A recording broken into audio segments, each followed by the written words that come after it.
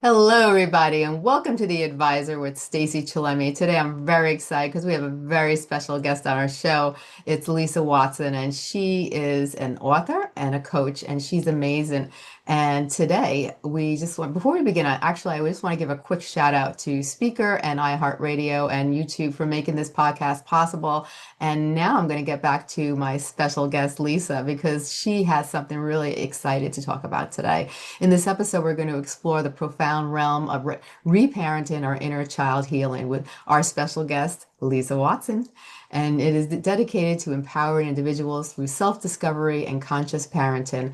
Our esteemed guest, Lisa, is a renowned transformational coach and an author, and she aims to help individuals break free from their fear-based beliefs and generational patterns. So join us now as I introduce to you Lisa Watson. And Lisa, I am so honored to have you on the show today. I really love the idea about reparenting. It sounds so unique and so different.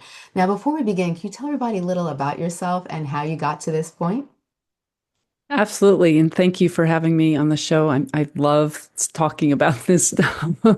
It's such a passion of mine, and I get pretty excited about it. But probably just because of the changes it's made in my own life, and I love to share that with others. But my path to coaching and becoming a conscious parenting coach and writing books, I have an adult book, Reparent Yourself, and then children's books on mindfulness and consciousness for kids has been my own life, my own struggles, really. I truly believe that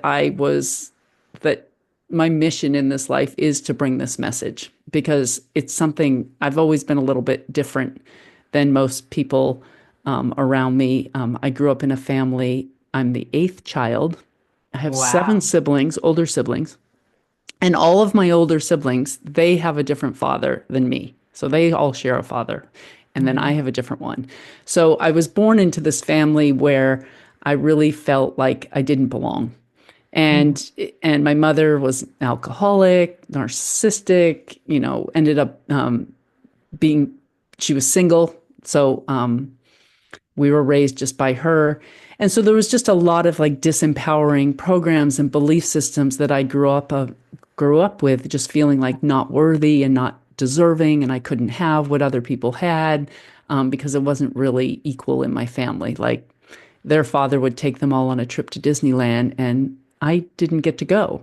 So there was even a picture of my entire family on the mantle with me not in it, like that their grandparents had taken of all her grandchildren that my mother actually put on the mantle. So there were some like really like deep wounds of like Yeah.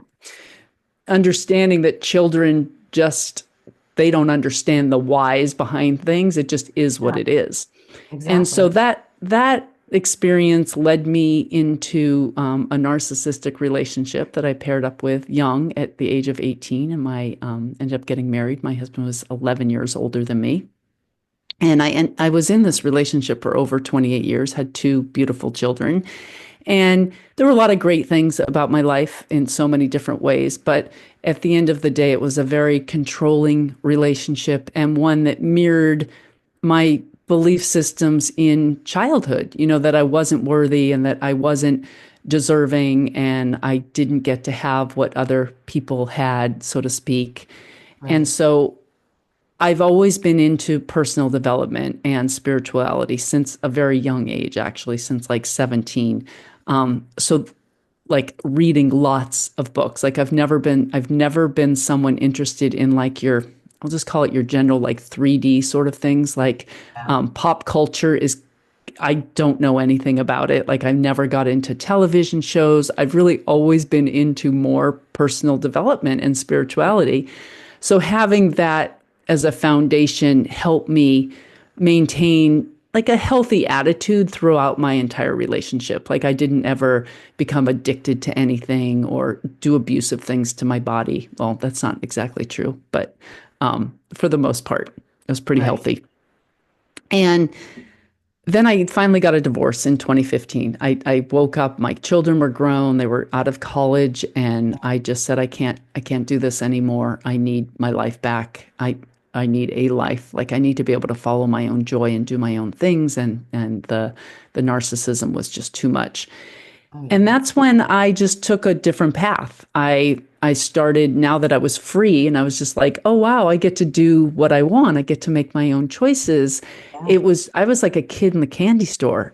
This was in 2015, and I actually tattooed the year 2015 on my arm because it ended up being the best year of my life. I felt like, I was a dog that had been caged for 28 years in this beautiful backyard, but I could never leave the backyard. Like I only got to do this. And Yeah. when I was finally able to leave, it was just like I said yes to everything. I just wanted to try everything. I wanted to discover myself, figure out who I was, Yeah.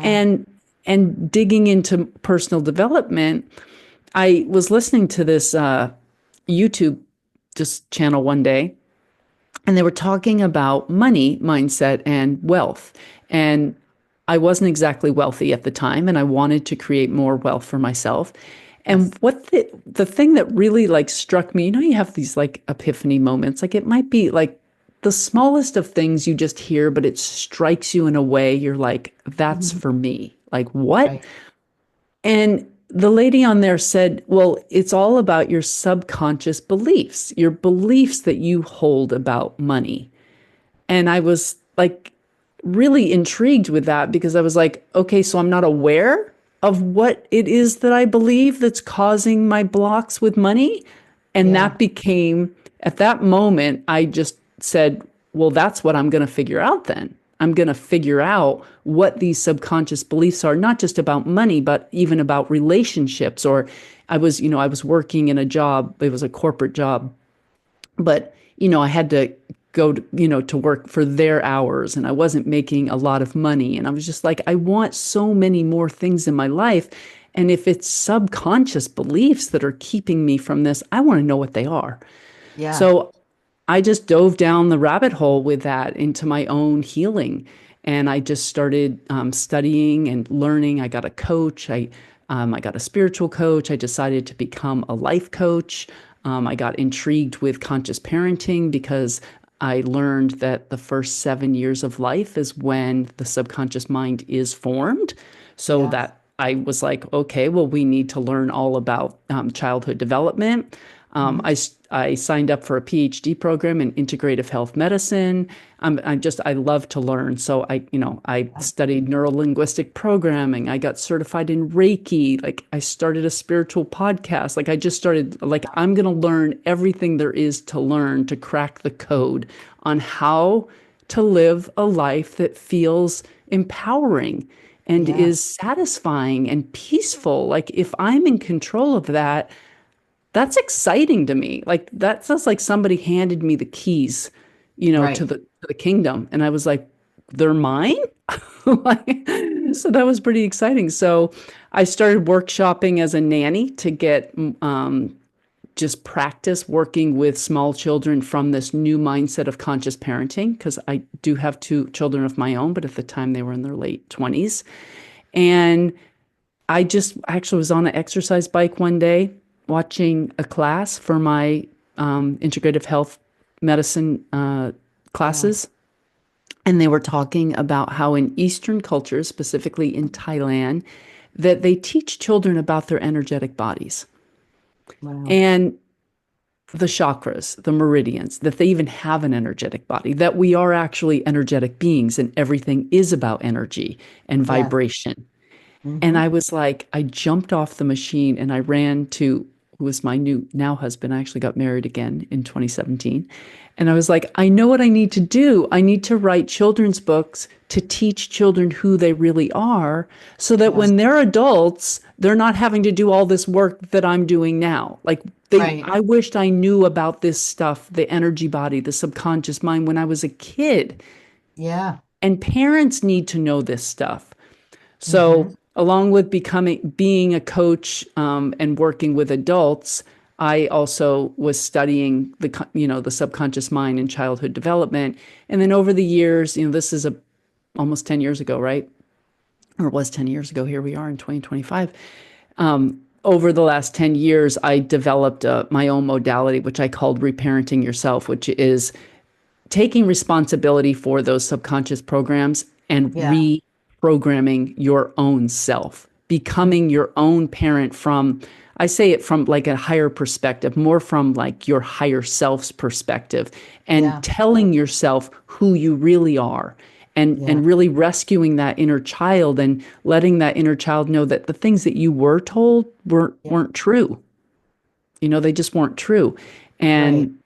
And so I work it from both sides of the coin, helping parents to learn how to, and I won't even say parents, really everybody, because we're all Yeah. around children. Right. Caregivers, anyone who is around a child needs to understand how words really impact developmental minds. You know, 100%. Mm-hmm. like like I was working with a client the other day, a dad who had hired me to help him, and he was telling me how he was joking with his son about how his 6-year-old son just like took his own training wheels off and decided he was going to ride his bike without his training wheels because he has a 9-year-old brother. He's been watching that model behavior. He's Yeah. athletic. And his dad was joking with him, but saying, like, you robbed me of my experience. Like, I didn't even get to teach you how to ride a bike. Mm. And so I showed him this other perspective that his child's 6. I'm like, he actually doesn't know you're joking. Yeah. And so what's actually happening is he's feeling bad, like, oh, I did something I shouldn't have done. Poor dad didn't get to have this experience, which could translate later to him really dimming his light in his Yeah. life, Oh, yeah. not doing things on his own, not, you know, making himself small so Yeah. that others will feel more comfortable. And this Right. light bulb went off in his dad, like, wow, like I see that now. But we innocently do these things with children and we don't realize the impact that it has on them. And we don't realize that they're in a hypnotic state under the age of 8 and they're simply adopting and listening and ingesting everything as truth. And then that ego, it's like the ego part of us develops a personality to feel safe. Like, I'm Right. not really safe. I'm like, my dad's not happy with me for being my authentic self. So I have Yeah. to change myself a little bit to please him and make him happy. And then we end up doing this stuff subconsciously for the Yeah. rest of our lives, which may impact our financial success. Right. It may impact our relationship. So these are the subconscious programs that we're really looking for. And they can be so small. And the Yeah. way that we find them is really by listening to our thoughts. It's awareness, it's Yes. deep self awareness, listening to our thoughts, paying attention to how we feel, paying attention to what triggers us, what people Yes. say that bothers us, and really Mm. ingesting it from a higher perspective and simply from an observation standpoint, like, Yeah. why does that rub up against me? What are my beliefs about that? Why do I Right. feel like that's truth? Is this a Yes. learned behavior or is this something I've suppressed that I just Right. need to release? So it's all very exciting. It is very exciting. And in your view, how does reconnecting with your inner child play a crucial role in your personal transformation and healing? Oh, on a daily basis, I'm telling you, the inner child really is the gateway to all of your abundance.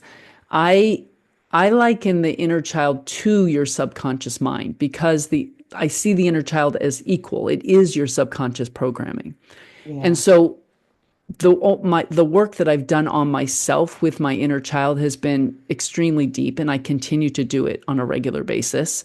Right. And what it has done is it's just freed me to feel like the most important thing to me now is my inner child, is like Yeah. how she feels and Yes. allowing her to be her authentic self. I hold such allegiance to her and her alone. Like Yeah. being in a narcissistic relationship, which I'm sure many listeners can identify with, you become like a people pleaser. You become codependent. You're more worried about the reactions of the people outside of you than you are with your own self. So we end up abandoning our own self. Yes. When you hold such high allegiance to your own inner child, like her feelings matter, Yeah. his, hers, whatever, then it becomes easy to let go of the people pleasing Mm-hmm. behaviors and the codependency, which was what I was holding on to and had no idea. When I got out of my relationship, I realized that I was absolutely codependent and I was absolutely a people pleaser. And the cure was to just start giving my inner child everything she wanted. Because now, like with my new husband, if he says something that, say, it comes across it's invalidating, or he's using a tone that is not kind, Mm-hmm. it's like he's talking to her. And it's not Yeah. okay to talk to my child that way. And I'm like, hey, that doesn't feel good, Yeah. and I'm able to use my voice because I'm defending her with Right. love, but just with my voice. And she feels safe because she's like, oh, someone's sticking up for me. And I'm like, absolutely. Like, you have a parent now who's like so good Yeah. and is like, you are her number one priority, your safety, everything. It doesn't mean that you don't have boundaries with your own self. My Yeah. inner child wants to eat cookies all day sometimes. And I'm like, no, baby, we're not eating cookies because we want to be healthy. And if we eat too many of those, we won't feel good, or our jeans won't fit anymore, or whatever. So it's like, just like with your own children, you're going to have boundaries. You have to say no, but you're doing it with love. You're doing it by educating, not with shame. And Right. when I make a mistake or I don't know how to do something now, it used to frustrate me. Or Mhm. I would have negative self-talk like, "Oh, Lisa, you're so dumb. Like, you should know this, or you've already done this. Like, why are you doing it again?" These little things we say to ourselves. Yeah. There is no way those words ever come into my mind anymore, because I would never talk to my own beautiful little child that way. I'm just like, hey, Right. baby, it's okay. We're just going to try Yeah. again. Like, you're good. We're doing the best that we can. And so those things have just made an incredible difference and made it so much easier for me, which, as I said before, everything's vibration and frequency, and we do create our own reality based on the beliefs we hold about ourselves. So now that my belief is more that I am worthy and I am deserving of love and kindness, that it's been reflected in my reality. In the last 10 years, my life has changed quite a bit. I live in Mexico, in the tropics of Baja, in a beautiful setting, which is just serene and quiet. I have a new husband who's chill, and I just don't have any drama in my life anymore. I really just don't, because I'm not reflecting it out there. Yeah. So it's like our life is a mirror of what we hold within. And so Yeah. once you get straight with your energy and get it where you want it, emotionally, like physically, emotionally, mentally, spiritually, we have to work with all of those bodies. It will reflect a new reality for you. What do you think the most productive thing you've done to connect with your inner child was? Because for some people it's very hard because some people don't know how to reconnect. Was it feeding yourself with the things you felt like you needed the most? Some people will say, "Well, I don't really know what I need, or I'm not worthy of it." For you, were you able to connect with your inner child and feed your inner child so you could become happy and productive and live a stress-free life where that drama left you? It was really about paying attention. I really started just paying attention to what I was thinking, and not the loud thoughts, but the Yeah. ones kind of running underneath, Yeah. and to how I was feeling. Hmm. And I'll tell you a little story, because this was my epiphany moment of when I feel like I really met my inner child. I just got like all emotional thinking about this. It was early into my marriage, like in 2017, with my new husband, who beautifully had some narcissistic tendencies, but was not a narcissist, because Right. there's many of us like that, we've been so raised with them that we pick up on those behaviors. So Mm-hmm. my husband had like this perfect mix of not being a narcissist, but having narcissistic behaviors. But I was safe to call him out on them and set boundaries without feeling like I was walking on eggshells or anything like that. So it was a perfect match for me to work kind of like through these triggers and practice my boundaries, practice using my voice and things like that with someone who I did feel safe with, even though he drove me nuts for the first few years. And it's much better now. We've worked through all those things. So he said something to me one day. I don't remember what it was, in some sort of tone or whatever, something snarky. And it triggered me. And so I was feeling, I immediately moved into like victimization mode because Mm-hmm. that's how my mother was very much the victim and that's how I was trained to be. So I kind of like, just go within myself and like it was almost like a poor me, like, oh, my husband's such a jerk and poor me Mm-hmm. sort of feeling, like in my body. And I was Yeah. at a place where I was simply not projecting onto him anymore. It wasn't about him. I was learning how to just observe my own reality and how I was reacting to it. So I Mm-hmm. was, what you really need to do is practice blaming your outside reality and get a higher perspective and start just focusing on you. What am I thinking right now? What am I feeling right now? And so as I'm observing myself, I realized the victimization was there. I realized that I was kind of making myself small and quiet, and I didn't want to interact with him anymore. I was almost kind of giving him like the silent treatment. Yeah.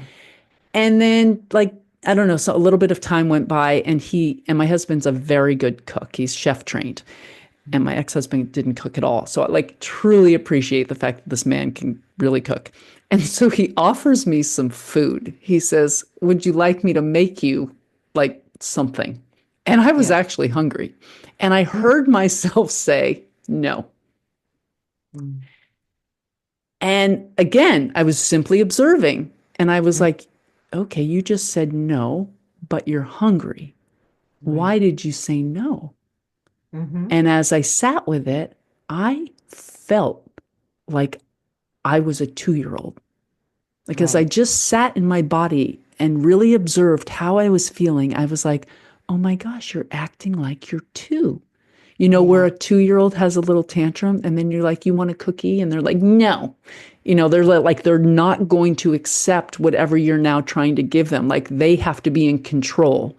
And so Yeah. it was my way of taking my control back by simply saying no, but I was sabotaging myself because I really did want this yummy food. Yeah. And I have to tell you, Stacey, it was an epiphany. Like, it blew my mind when I was realized, wow, I'm two.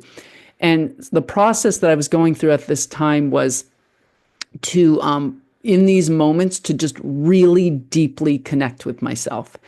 And so I used my car and my closet as two places that I would go. Like my closet, I could shut the door and it was dark, and I Yeah. felt safe in there to just like feel through emotion. Sometimes I was really upset, so I would like just scream or cry. My car felt like another safe place.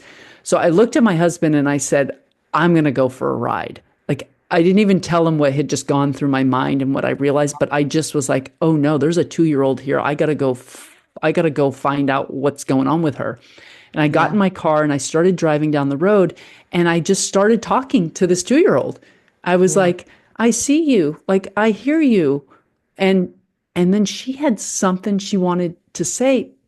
And I literally started having a tantrum. I actually had to pull my car over to the side of the road. My arms were flailing and I was screaming, no, no, I don't want to go. I don't want to go. And I was literally just like observing myself from above, it was almost like my mind was in two different places. I was in my body, but I was out of it. And I Yeah. realized I had this memory of my dad. My mom and dad were not married. My mom got pregnant by my dad after having the first seven children, and then my dad lived somewhere else. But he used to Yeah. come in the night sometimes and take me from my house, and bring me to his house in New Hampshire. I lived in Massachusetts. Mm-hmm. And so I would wake up sometimes and be in a different house. It was very confusing to me. Right. But I remember this one night where he took me and I didn't want to go. I Right. didn't want to leave my house and my sister's, and he took me anyway. And think that it was like this suppressed emotion. Like he probably told me just to be quiet. Like I had to do what my dad, right? Like, shh, just get in the Right. car. We're just going. And she was screaming, no, I don't want to go. I don't want to go. I don't want to go. And I just let her. And then when Right. she kind of like calmed down, I was just telling her, like, yeah, I just validated her feelings. So the next thing is once you have awareness of this, all you need to do to work with your inner child is validate them. You just Right. validate that feeling. I was like, that was really scary. Like, we didn't like that and we didn't have control. And yeah, Yeah. just it's okay. Like, you can scream, you can cry, you're safe. You deserve to do that. That was Yeah. wrong. Like, it's wrong for somebody to do something to you against your will. And I'm really Yes. sorry we went through that. And then you tell her where you are now.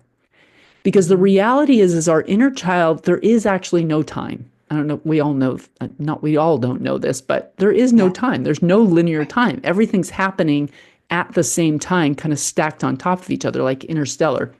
Yes. And so your inner child is stuck out on a timeline and they think they're still there. So, what Right. you want to do is you want to tell that inner child, you're not two anymore. Like at the Mhm. time, I was like 47. I'm like, I'm 47 and Yeah. I get to make the decisions now. And I'm Right. never going to let that happen to you again. You will Mm. always give your permission before anybody. We're never giving our power away again. We don't Yes. have to give our power away. I'm an adult. Like we have different choices now.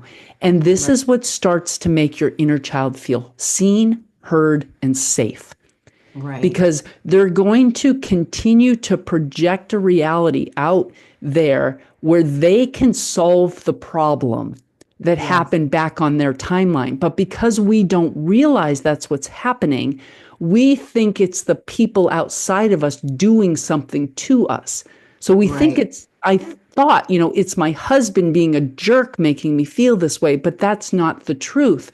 The Right. truth was I created a situation to bring awareness to where I was stuck out on this other timeline so that I could go save myself.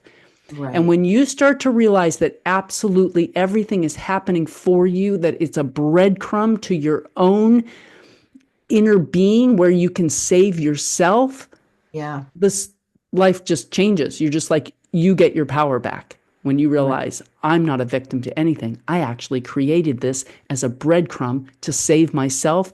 That's pretty freaking exciting. That is very exciting. Wow. That is very intense. I really love that. Now, how do fear-based beliefs develop and what do the impact have on people's lives? Well, a lot of what we've already really talked about, fear-based beliefs are beliefs, obviously based in fear, not in love. And they Yeah. would be something like,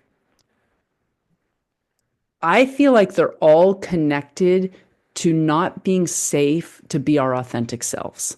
Okay. The fear of being our authentic self, I think, is where Okay. fear-based beliefs, it's really the root of it, is what Gotcha. I've distilled it down to. And I've made it a very simple process in cleaning up everything because you just have to go to the root of where is my authenticity and where didn't I feel safe to be it. And so, Gotcha. for example, let's say you're 2, 3, 4 years old and you got a beautiful white couch in your house and you find this red Sharpie and you want to color. So you color all over this beautiful white couch, right? You're just being your authentic self. You're Right. expressing, you're being creative. You think you're doing something nice and good and pretty. Mom doesn't feel the same way, right? She's Oh, yeah. mad. That's a Mhm. $2,500 couch or $10,000 couch. I don't know. You just ruined it. And so she's mad and she yells at you and she shames you for literally being your authentic self. You're a bad Right. girl. You get a timeout. You know we only color on paper. But you don't know this because you don't have a prefrontal cortex. You're literally walking around with not even half a brain. The Yeah. brain isn't developed yet. And so you don't understand. Children under the age of 8 are also in what's called an egocentric point of view. So they think that everything is about them. They can't really separate anything happening and not realizing that it's not happening because of them. Right. So what happens in that moment is the child doesn't feel worthy or Yeah. deserving of love. It feels unlovable. I did something. My mother's mad. I'm Yeah. not a good anymore. Right. During this age, it's part of, like, in our DNA, we understand, because we don't understand that we're separate, that we need this person for our survival. Yeah.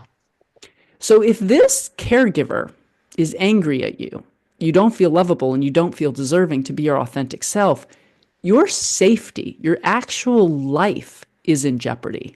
And Right. I discovered this in my closet many times, where I went deeper and deeper into what I felt, and it actually felt like death. And I didn't understand it at first. It took me a while until I realized what was happening was I didn't feel safe. I felt like I could be abandoned. And if I were abandoned, I wouldn't be fed, I wouldn't be clothed, I could freeze. And so it was really scary. And we don't understand that that's what we're really doing to a child when we're simply shaming them and giving them a timeout for doing something that was their authentic self. So this develops a fear-based belief that it's not Okay. safe to be my authentic self. It's not safe to be creative.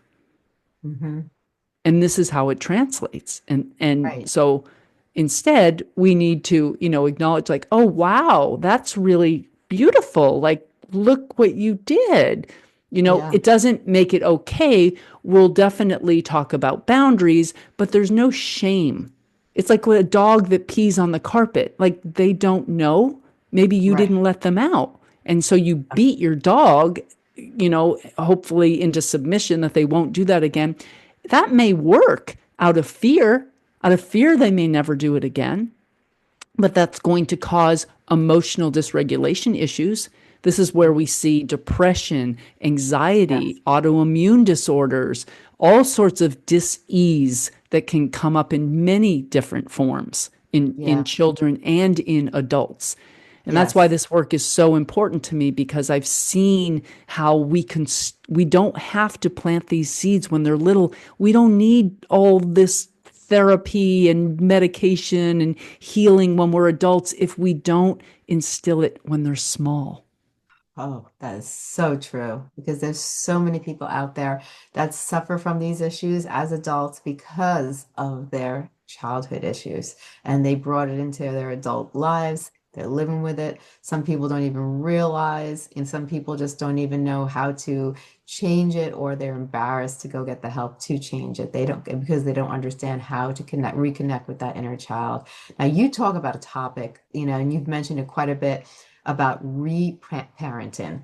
Now, when it comes to the role of reparenting in transforming these fear-based beliefs, and also when it comes to re-establishing different behaviors when it comes to your children and parents, what exactly is reparenting? Because that's not a familiar phrase that a lot of people hear about. But but even when I saw it on your website, I'm like, reparenting. I had to think for a second, and then I'm like, reparenting. Okay, I got it. So explain to the audience what your concept is about reparenting, what it is, what it involves, and how it can benefit our society.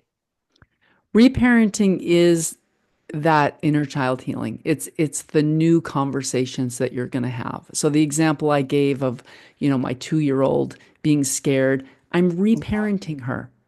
I'm Right. showing up on that timeline of her Yes. at 2, and I'm now the parent. I'm now having a new conversation with her. I'm Mhm. showing up for that little girl who got in trouble when she drew on the couch. And I'm Mhm. saying, hey, you know what? Mom got really mad at us. And that's Yeah. just, we didn't understand that was because it was an expensive couch and she had to get a new one and she couldn't clean Right. it. But it didn't make us bad. We Right. were just expressing ourselves. And you know what? That's okay. But it's not okay to draw on couches. But we didn't know that, We didn't know that at the time. You're Yeah. still innocent. You're still perfect. And I love you. And you didn't do anything wrong. There are no mistakes. Like childhood is just a workshop for life. Like you have to Yeah. know that when you're a parent, you got you sign up for you might lose your couch, okay? Like and you have teenagers, you might lose your car. You just got to know Yeah, this when you're a parent. Like it's just a risk we take as parents, right?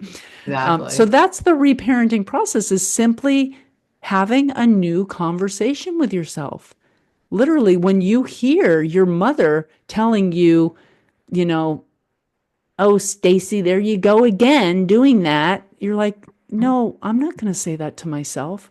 That's that Yeah, old parenting. I'm going to say something new to myself. What would I yeah, want? How did I want my mother to speak to me? How did I yeah, want my father to speak to me? And then you just take responsibility and you start talking to yourself that way. yeah. The past doesn't actually exist. It only exists in our memory. And it Yes, may not even be an accurate memory. So exactly. we can rewrite the past right here in the now. We don't Yes, have to blame our parents anymore for not right. giving us what we needed. Trust me, it's taken me years. My mother gave me nothing I needed. I literally raised myself from the time I was like 8 years old. But I've forgiven her to the point where she just didn't know. Like my mother's life was way worse than she made mine. You know, Yeah, her childhood growing up, she didn't have the tools, she didn't have the know how. It's okay. It just is what it is.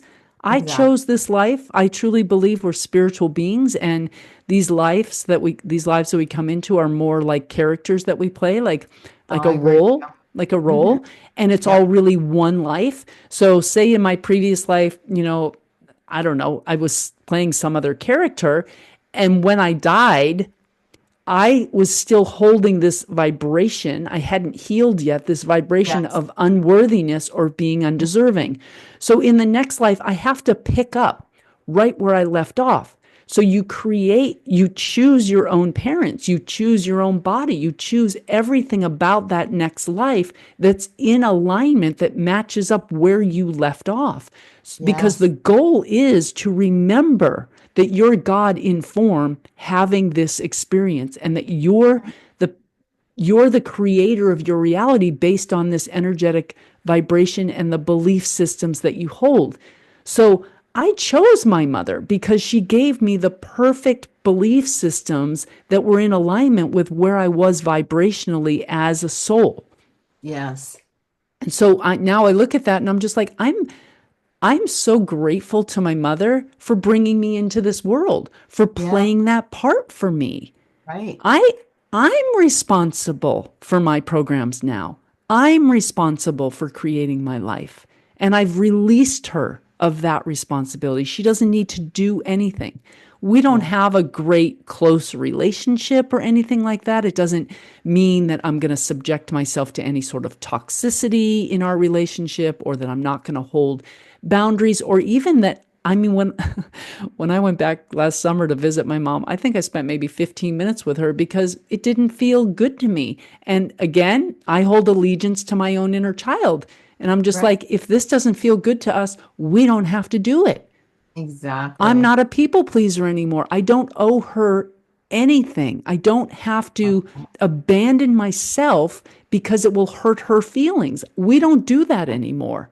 Everyone else is responsible for their own feelings, and I'm not responsible for them. And if you don't I make me love feel good and you're not supportive of me and the vibration doesn't feel good between us, I'm out it. and with Hmm. no remorse. It's like, I'm just not responsible. If you want me to stick around, then you're just going to have to behave better, I guess. Yeah. I love that. I love that. That's something I definitely want to stress on the show because so many people don't feel like they have a choice and they go back to the same behaviors over and over again. They accept what other people are doing to them, abusive behaviors verbally, the way people treat them, not having the boundaries, consistently trying to people please, realizing that you have a choice. And if something doesn't feel good, you could step back, create boundaries, realize that we are adults and we have a choice. And Yes. if something doesn't feel good, we don't have to subject ourselves to that behavior or that person, that we have a choice and that we can walk away and do what's best for ourselves and our inner child and feed our inner child with love. And that's so powerful and so true. You just mentioned choice, and I love that. I made a video fairly recently. I think it's on my Instagram and TikTok, I'm sure, about choices in general, and that we always have a choice. And even if in the most extreme of circumstances, like say you're in a prison cell, okay, and Yeah. you're like, well, I don't have a choice. You Yeah. actually do. You have the choice of the beliefs that you hold and the thoughts that you hold. So you Hmm. can choose in being in that prison Yeah. to see how this is happening for you. You can use that time to work on your mindset. It's Yeah. your choice. No one can take away the power of choice. They may be able to limit your choices and what Right. they are, but at the end of the day, choice is always yours. The choice to choose a different mindset. And Yeah. reality is not what's happening outside of us. Reality Hmm. is actually what is happening and we're structuring in our mind. What we're Hmm. seeing outside of us, the hologram part, is a Yeah. lag time projection of the Hmm. beliefs that you hold that you felt were inevitable basically about your life. The Right. inevitability, like you believe you're unworthy and you believe you're undeserving, you're going to inevitably create a reality where that's mirrored back to you. So if Yes. you continue to hold beliefs about freedom and Yeah. love and oneness, and you accept your situation and you're just appreciative for the time that you have in here to work on yourself, Hmm. miracles happen. And Yes. simply by, like, there's so many stories about it. Like, we can take Yeah. from history and people who have had these kinds of things happen, and miracles do happen. And like maybe suddenly the doors open and you were freed and somebody showed up. It's totally up to us. Like, we absolutely create our own reality. We do. We definitely do. Now, how do you aim to help children shape their understanding of themselves and the world through your 39 books that you based on the law of one? Well, my first book, I'll just say, is coming out. I do have plans for 39. It's a lofty goal. Mhm. My first my first book will be officially released August 5th of this year, 2025. So excited. And we are launching a Kickstarter campaign actually this week, Friday, May 16th. We're second round of launching the Kickstarter campaign because we set our goal too high last time and we didn't make it. So you can support our mission on Kickstarter right now. But the the first series in my series of books in my whole collection is called the Mindfulness Within series. So this first series focuses on emotional regulation. I write my series in books of three to cover 0 to 8, which is that subconscious programming time. So I Right. just overlap it because there's big gaps in development of children as far as learning and understanding goes. So the first book is for 0 to 3 year olds. It's called Courage Finds Its Breath. It's not out yet. The one that's coming out is called Courage Finds Its Calm. It's for 3 to 7 year olds, and then Courage Finds Its Carrots, 5 to 8 year olds. So the Kickstarter campaign is the reward is Courage Finds His Calm, the second book, and it's to raise money to get the other two published. And in Wow. these books, there's a lovable little bunny named Courage and his mentor, which is a yak named Callahan. All my characters are actually named after children that I nannied.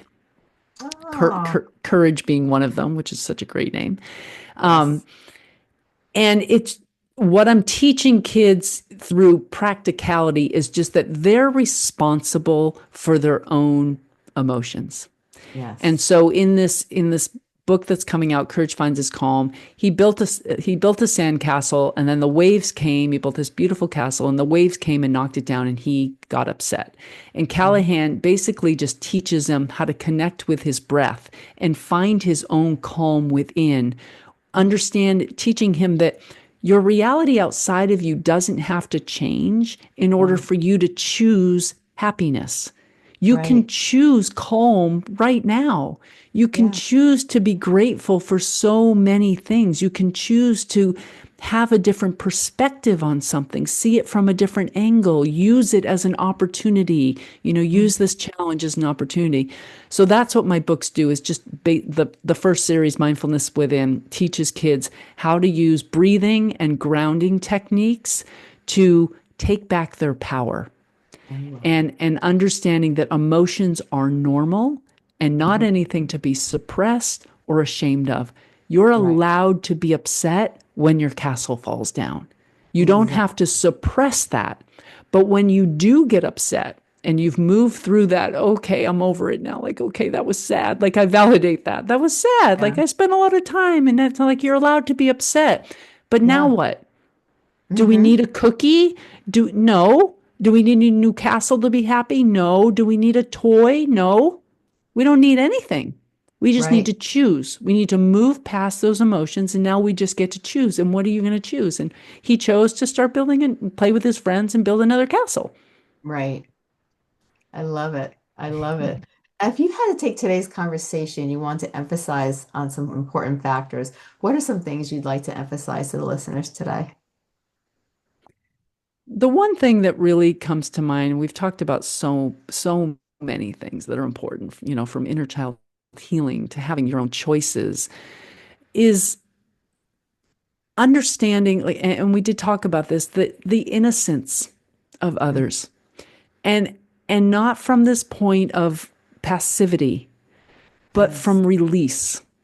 Because when we're able to see the innocence in our own parents, in our own ex-husbands, in our own, girlfriends that weren't kind to us, or whoever it may be, then we're able to see the innocence within ourselves. Right. And I just think that has been such a critical release for me and so many of my clients, because we stop focusing on their behavior and Yeah. we get out of victimization and we Hmm. just take it for what it is. We accept the reality. We accept we can't change the past, but we know we have the power to move forward, and we know Right. that we're responsible. And so we Yeah. just release them. I don't Hmm. need it, just like the castle falling down. Like, I don't need the castle to be built back up to be happy. I don't need my mother to tell me she's sorry anymore.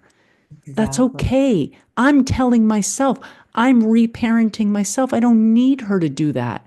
And I Exactly. have compassion for the fact that she can't, Yeah. that her life was so based in fear that she's not even able to do that. Yeah. And it's just like, it's okay. I don't need you to.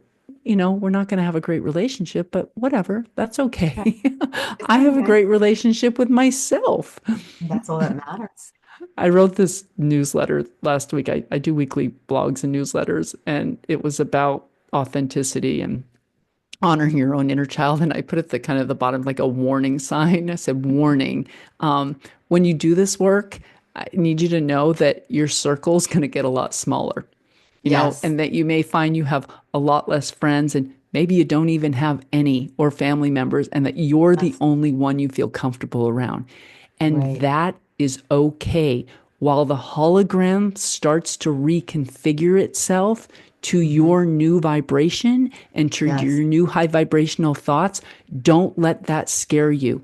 Be willing to let go of what's not working for you anymore and accept the lag time that it's going to build back up into something far more beautiful than you can ever imagine. I love that. I love that. And that's so true. That's so true. As I did more and more work on myself, I found that the circle became smaller and smaller and smaller. And in a sense, it was kind of sad, but in a Mm-hmm. sense, it was kind of nice not to have those negative energies around me, like where I knew exactly what I needed. Because I kind of felt like I finally fit into my shoes and I knew what my size was. I knew who I was and I knew what my needs were and I finally figured out what my boundaries in life are, what boundaries for what person, and everything started to come together. The puzzle started to fill up. And yes, your circle does get smaller, but then you feel better as a person because you now know who you are, what you need, and you connect with your so-called inner child, which is so Mhm. important to grow. Yeah, you become emotionally regulated. You do, you do. Now, if can you tell everybody about the services and the different things that you do? Well, so I write these books, which is exciting. Those will be coming out. My adult book will be coming out sometime soon. Reparent Yourself to Find Healing in All Relationships. At this time, I offer one-on-one coaching on my website, reparent-yourself.com. And I'm expanding into online courses. So I'm working on writing some online courses. I'm actually going to be launching a podcast soon called Reparenting Parenting. So I'm really just at like getting ready to explode even more, like with the Mhm. books coming out and the courses. And but right now for my clients, I work directly one-on-one with people, which I love because I tailor. It's not a cookie cutter kind of thing that I do. I work Yeah, like what I do is deep healing, but it's I make it simple. I make yeah, it really, really simple and I tailor it for each individual person, basically teaching you how to navigate your own reality, how to be your own parent. So you're not dependent on a therapist or a coach for the rest of your life. Like I offer exactly. packages in like a package of 4, 8, or 12. And really, like I'm hoping that you don't need me after like 12 sessions, that I'm going to teach you the tools that you need so that you can do this work yourself. And then maybe you just want some follow up so that I can be a mirror. But having a coach, I think, is so vital. It was one of the pivotal points in changing myself, Yes. having someone to be accountable to and to hold a Mhm. mirror up to me, things that I wasn't Yes. seeing about my own self. So that's what I'm offering. Um, the world here at this time is to be a coach and to heal this planet one soul at a time. I love that. And where can people find you? You can find me at reparent-yourself.com, and my children's book website is awakentheone.org. So I have those both those places you can find me. I love it. Well, Lisa, this has been amazing. Thank you so much for coming on this show.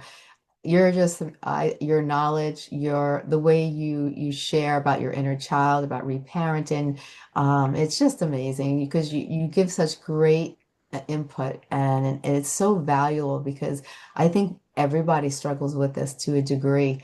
I really do. I think we all have Hmm. different degrees that we struggle with, but I think every individual has some inner child issues that they struggle with even in their adulthood. And if we can you understand it better and we can work with our children to help them not have to experience it, it will make a better future for our children and the next generations to come. So I really honor what you do, and I thank you so much for being on the show. Thank you for having me. It's been great. You're very welcome. You have a great day. You too.